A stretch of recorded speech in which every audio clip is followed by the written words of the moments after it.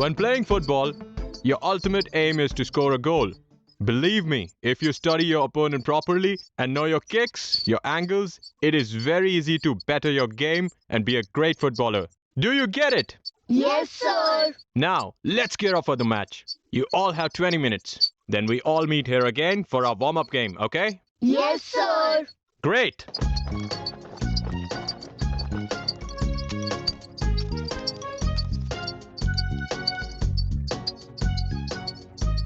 Tough coach. Yeah, but he's a great teacher. Sometimes I don't understand what he says. He was saying something about angles. I wonder what that is. Ta-da! Of course. Why fear? When Dhruv is here. What is it? Angles. If I'm not wrong. Yes. Our coach was telling us about kicks and something about angles. How are they related? Every sport works on mathematical principles, especially angles. Let me explain. When two rays meet at one common point, an angle is formed. We can see angles formed by different objects around us. The hands of a clock. The arms of the divider in your geometry box. The edges of a table. The two rays which form the angle are called the arms of the angle. The common point where the rays meet is called the vertex of the angle. Look at these rays, AB and AC. They form an angle between them.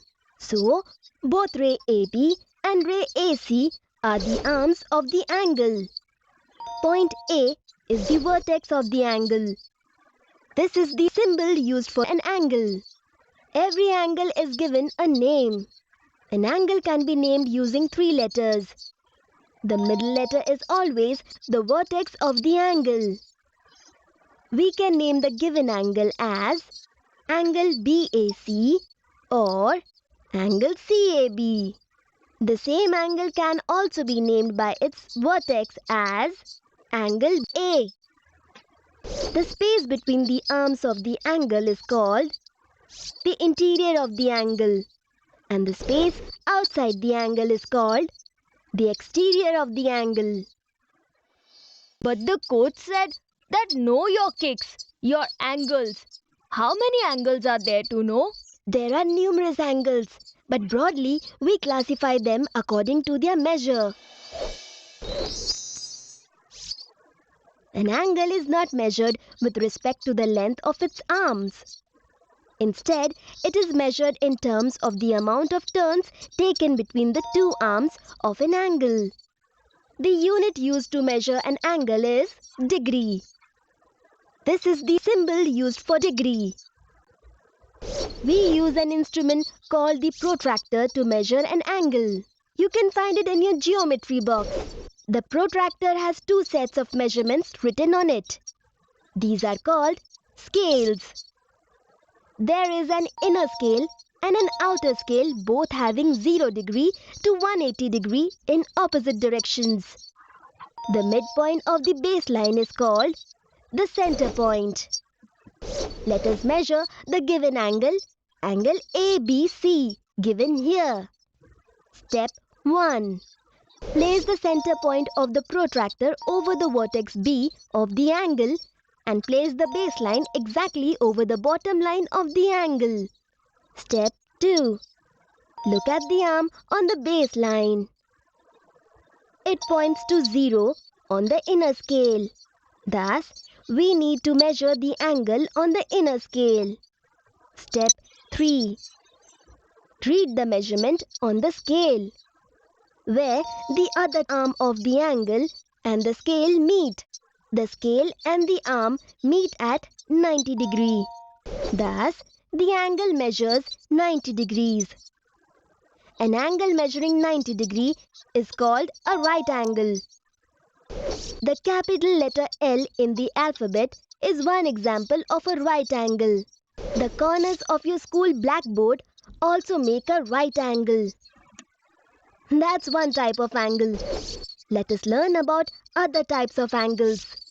An angle whose measure is more than 0 degree but less than 90 degree is called an acute angle.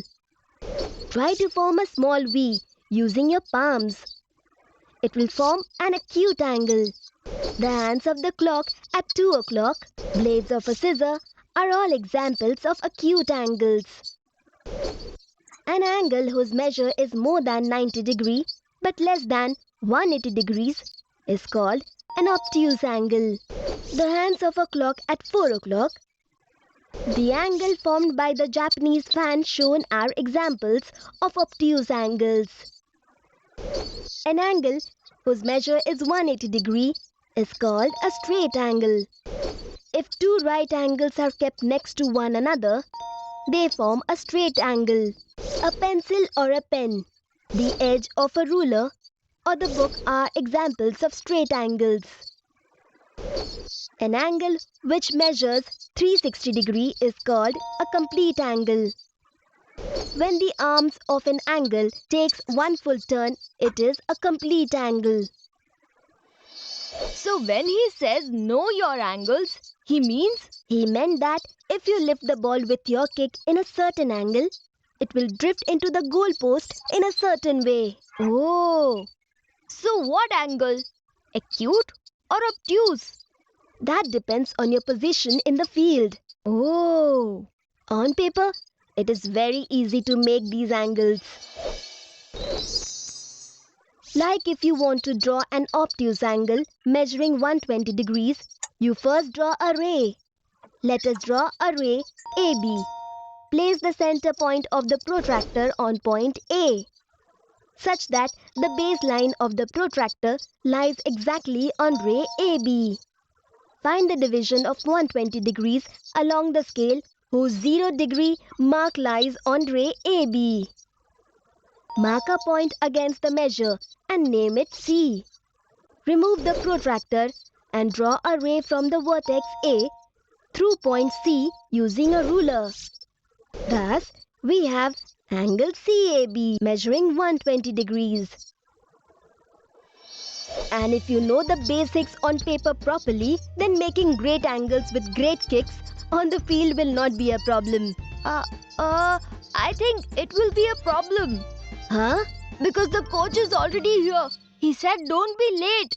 Did not realize the time only. Run, Bunty, run! I hope he doesn't yell.